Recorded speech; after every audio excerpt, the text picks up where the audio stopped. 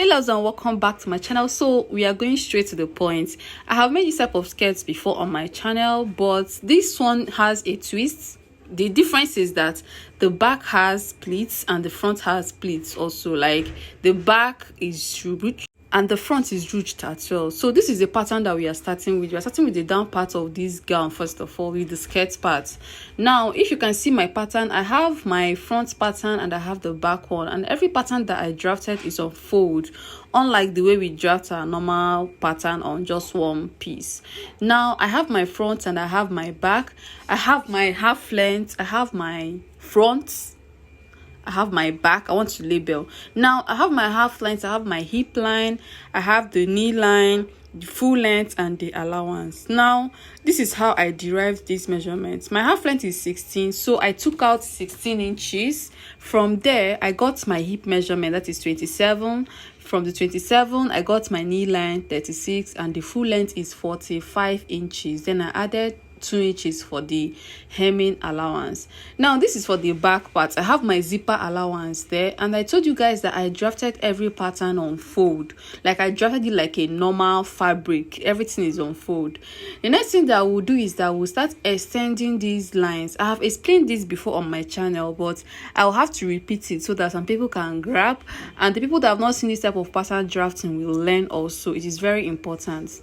This is my hip line, my knee line, my full length. I have extended all the measurements for the back.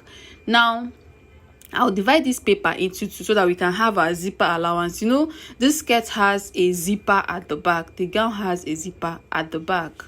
Now after doing that, our back is ready. We have two pieces like the normal skirt that we normally have two pieces for the back, right? Now this is for the front. I'll go ahead and extend the lines for the front. I have my full length, my allowance, my knee line, my hip line. I'll extend every line. We need to know where our measurements are. That is why I am extending all these lines, so that I will not get confused, because we are going to close this pattern paper before cutting and sewing. If you check very well, this gown does not have any side seam, does not have any joining at the side, so you are closing all the joining that these skirts have on the side on the paper. Every side seam will be closed on the paper. You can see you will start closing from the hip down to the full line. That is the first thing that you are going to do. So I am closing the right side of my skirt. I am closing the side seam.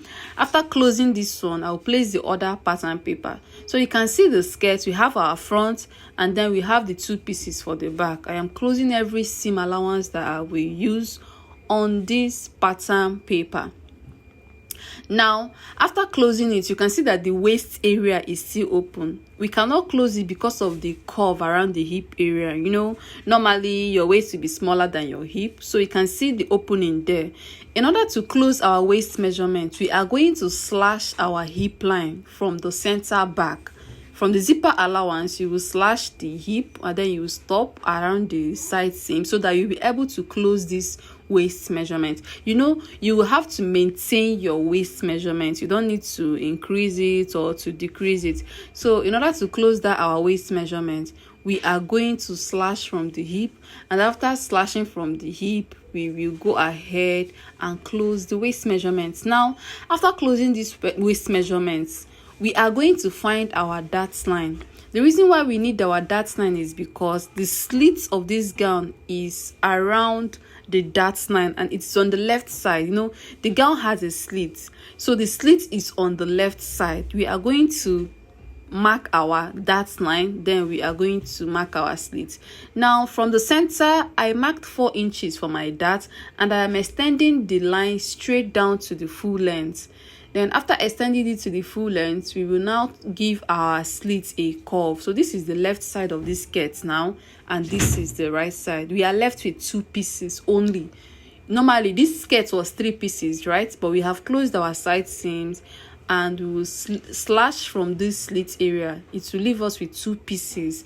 We have closed this side seam. There is no point joining our skirt at the side when sewing on our fabric. You can see how I am curving that slit area. You need to curve it because the slit area is a bit curved. Then after curving this, we are going to cut out that curve. You are free to determine where you want the slits of your skirt to stop at. So my own stopped at 4 inches above my knee line. 4 inches above my knee line. Then after curving out that curve, I slashed my skirt from the dart line. I hope you are following. If you are confused, you can rewatch this. After slashing from the dart line, we are now left with 2 pieces for the skirt. We have the right and we have the left.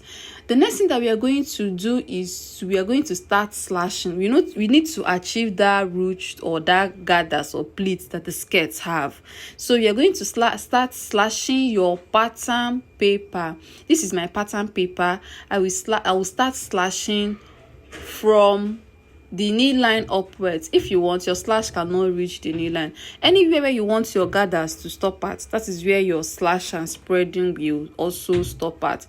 So do not get confused. You can see how I am marking my lines. They are like 3 inches or 4 inches away from each other. Then you can see how I'm marking the back. Maintain that triangular line it has. Now we are going to start slashing this, but before we do that, we are going to number our pattern paper so that we will not get confused when placing this pattern paper. I have 8 pieces on this one. I numbered from number 1 to 8. Now this is the left side of our pattern paper. We are also going to start slashing. We'll start slashing. You can see the way I am slashing this. So go ahead and mark your straight lines, and when you stop at the side, from that side you also slash. You can see how I'm slashing mine. Now we are done marking our lines where we are going to slash from. So you can see my gathers will stop, let's say 1 inch above my slit. So this is the fabric that I'm using. I am not wearing this. It is just like an illustration, but you will understand very well. I am taking my time to explain this thing very well. So ignore the round pose on the fabric. I will still iron. You can see that this fabric is not on fold. It is just one piece of fabric. We are going to cut out the right side of this skirt before cutting out the left side. So before you start slashing your paper, place your fabric on your table, then place the paper on top of the fabric before you start slashing. It will save you from the stress of arranging your pattern after slashing. So just spread out your fabric on your table, then you will place your pattern on top of this fabric, then you will start slashing. You can see how I am slashing mine. Just follow this method. It will save you a lot of stress. Now after slashing this, we are going to start spreading so that we can get that ruched effect on this skirt, the gather or the pleated effect on this skirt. So the essence of slashing and spreading is to make the skirt wider than the normal measurement, so that when you pleat or when you gather, it will come back to the normal measurement with pleats. It will come back to the normal measurement you wanted, but this time around it will have pleats. Now you can see how I'm spreading mine. They are like 2 inches or 3 inches away from each other. Now you will start adding 1 inch seam allowance around this paper. After spreading, you will start connecting everything with your chalk, and you will have like 1 inch allowance round all your skirts. You can see how I'm adding my allowance 1 inch. So right now, after cutting out this skirt, the fabric will be together. The pattern paper has done its job. That's why it's good to draft out your pattern. For the people that are asking if you can sew this without a pattern, you cannot sew this skirt without a pattern. You will have to draft a pattern for it. There are some outfits that you cannot make without drafting your pattern. Now we'll start cutting out our fabric from that 1 inch seam allowance. You can see I am cutting like 1 inch away from my normal measurement, the normal paper. And then if you are cutting your skirts for this gown, you should add extra allowance. So let's say your hip is 40, you add like extra 6 inches or 8 inches to your hip measurement. You understand? Please remember, if you are drafting your skirt pattern, it should be wider than normal. Then notch where you want your slit to stop at. You can see I notched where the slit will stop at.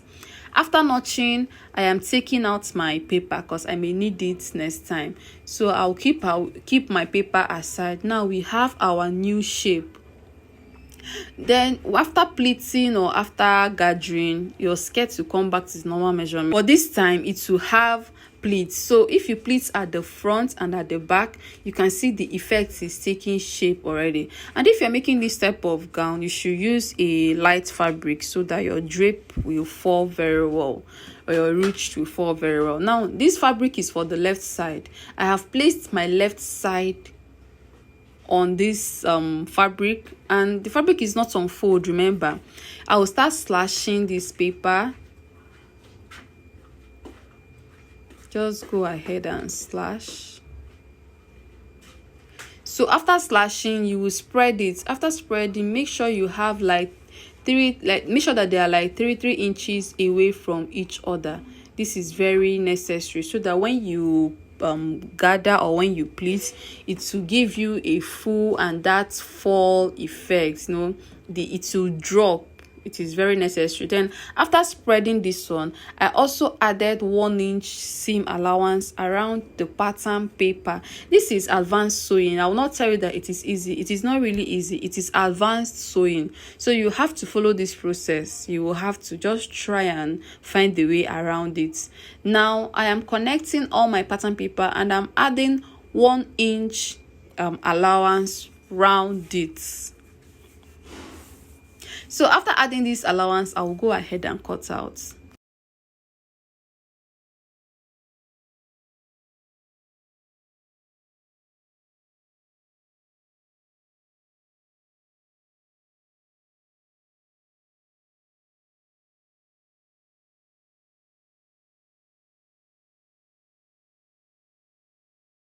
Cutting, notch your slit where your slit will stop at. It is really important. Now we are going to start removing this paper, but now I remember, let me number it so that next time I will not get confused. I have just 7 pieces on this side.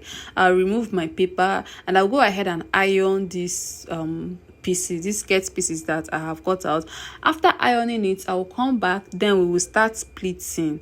We'll start arranging it how we want it to be. This is just illustration. I'll still upload the sewing video of this skirt. This is just the pattern drafting. The video is actually too long, so I had to break it into 2 so that we can not get bored while learning.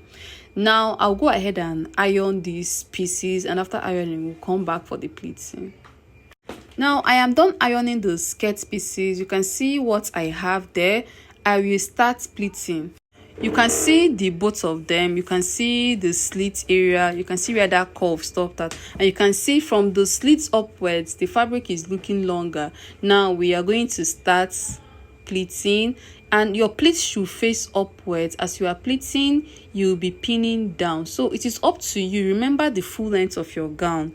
Make sure that if you pleat, measure so that what you have will not be too short or too long than your normal gown measurement. So the thing is, if you want this skirt to gather very well, you will have to spread your paper very well. Let's say the space between each paper should be up to 5 inches.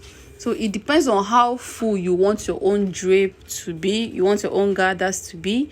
If you want it to be too full, you will have to spread wider. Then I am done with the other side. I'll start with this one. You pleat along the slit area, and after pleating along the slit area, you will pleat the back side. So for the back side, your pleats should stop around your hip measurements. If you want to bring it down more, it is up to you. It depends on the amount of fabric that you are working with. So you can see right now I am pleating the hip area.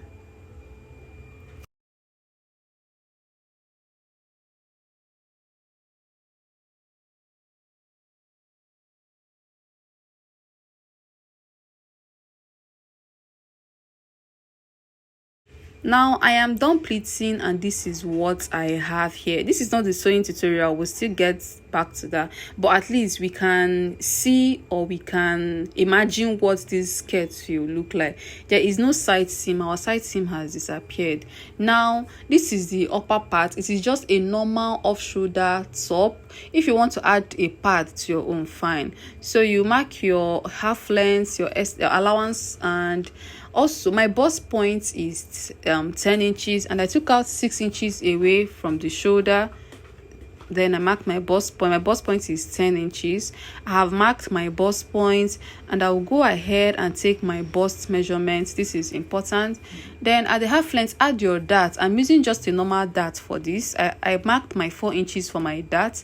Then your dart should stop at 1 inch below your bust point. My bust point is 10. My dart should stop at 1 inch below my bust point. And I will take out 1 inch at the side of the dart. Then I'll take my waist measurement plus my dart plus my seam allowance. Most of us know how to do this basic measurement. If you can sew that skirt, then you can just join it to any top of your choice. I'm just doing this for people that do not really understand. Then I'll mark my chest line, and the width of my neckline, I want it to be 10. So I measured 5 inches on fold plus allowance, and I'll go ahead and cut out. This is just a simple illustration for the off shoulder part. Then after cutting out this, I will use it to cut out my back. So guys, we will upload the sewing tutorial by tomorrow. Now I have a fashion school and I'm always busy. I am uploading because people are always dragging me, but I'll keep uploading. I love you guys so much, and we need this small money that YouTube is giving us. Please watch our ads, watch the adverts they place on our videos. That is where we make the small money. That is the only reward that we get for posting videos here. So thank you all so much, and see you all in my next video. Do not forget to subscribe and click on the notification bell so that anytime I upload a new video, you will get notified, especially this sewing video. Thank you all so much, and see you in my next video. Bye.